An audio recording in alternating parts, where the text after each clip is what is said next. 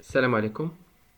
Je vous souhaite la bienvenue dans cette deuxième présentation qui sera consacrée à un deuxième volet des caractéristiques de dispersion, à savoir les- l'écart absolu moyen. Bien sûr, comme d'habitude, on va prendre départ d'un exemple. Voici un exemple. Il s'agit des dépenses mensuelles d'électricité pour une petite et moyenne entreprise en 2005 pendant les 12 mois de l'année.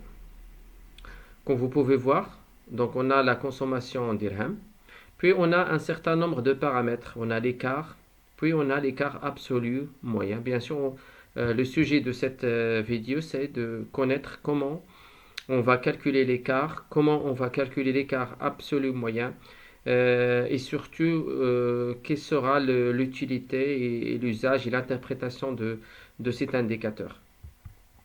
Travail à faire. Calculer la consommation moyenne mensuelle d'électricité en dirham. Bien sûr, on parle ici de la moyenne arithmétique.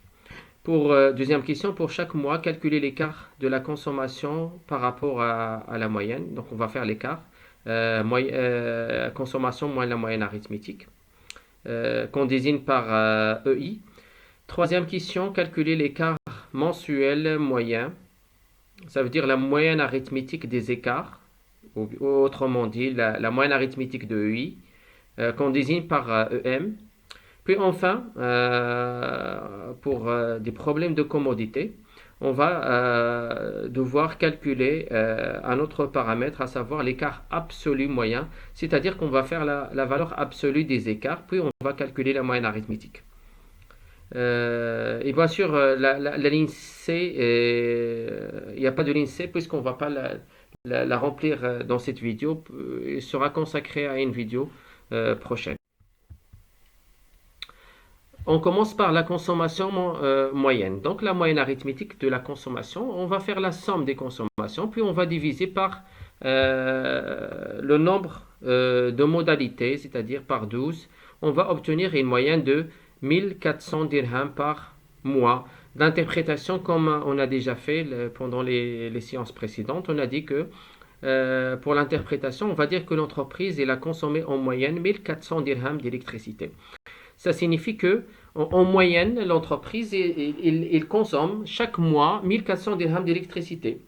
Mais dans la réalité, et dans le tableau, on peut le voir facilement, et la consommation, il peut être plus que 1400 et parfois il peut être moins de 1400, mais lorsqu'on fait une moyenne sur toute la période, la consommation elle est aux alentours de 1400 dirhams chaque mois. Puis deuxièmement, on va calculer l'écart. L'écart. L'écart, c'est la différence entre la consommation et la moyenne de consommation. Donc, par exemple, pour le premier mois, on va faire 1200 moins la moyenne qui est 1400, on va obtenir moins 200. Deuxième mois, 900 moins 500, et ainsi de suite. D'accord? Troisième mois, 800 moins 1400, c'est moins 600. Quatrième mois, c'est 1400 moins 1400, c'est 0, et ainsi de suite. Puis on va calculer l'écart mensuel moyen. Ça veut dire on va calculer la moyenne arithmétique des écarts. C'est-à-dire on va faire la somme des écarts, moins 200, plus moins 500, plus moins 600, plus 0, plus 600, plus moins 800, et ainsi de suite. Puis on va diviser par le nombre de modalités, par 12.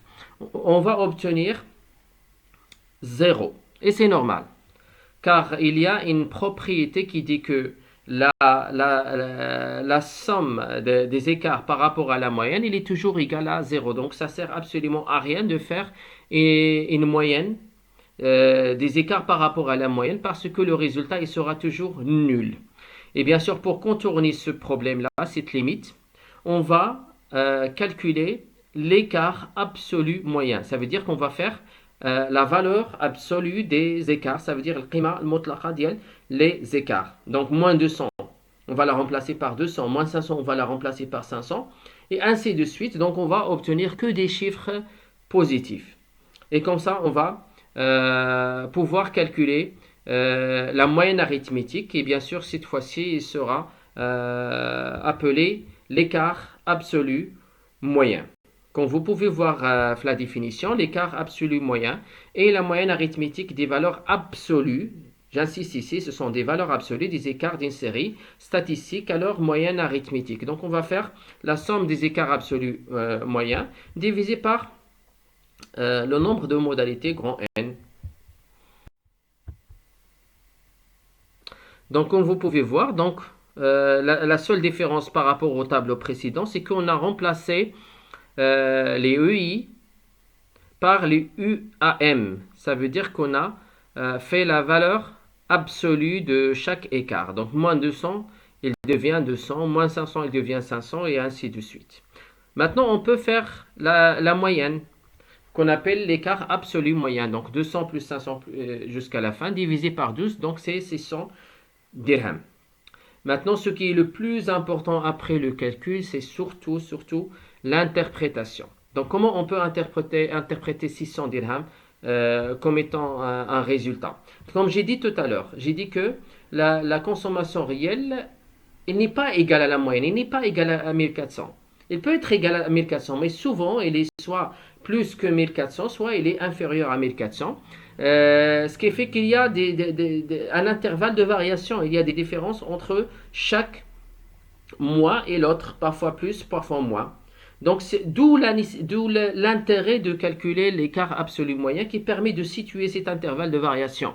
Donc, on peut dire que ainsi, le coût de la consommation d'électricité, ou la facture d'électricité, elle s'écarte en moyenne de la consommation moyenne 1400 de 600 dirhams. Ça veut dire qu'en moyenne, la vraie valeur de consommation électrique, elle varie dans un intervalle de 600 dirhams par rapport à la moyenne qui est 1400. Ça veut dire que parfois il est moins de 1400 dirhams, 600 moins 1400, ou bien il peut dépasser 1400 de 600 dirhams. Ça veut dire qu'on a un intervalle de plus ou moins 600 dirhams. Donc j'espère que les notions ils sont un peu plus claires. De toute façon, si vous avez des questions, n'hésitez pas à les poser, que ce soit sur le groupe WhatsApp ou bien sur notre plateforme Microsoft Teams. Donc d'ici là, donc je vous souhaite Ramadan Mubarak Karim. Wassalamu alaikum wa rahmatullahi ta'ala wa barakatuh.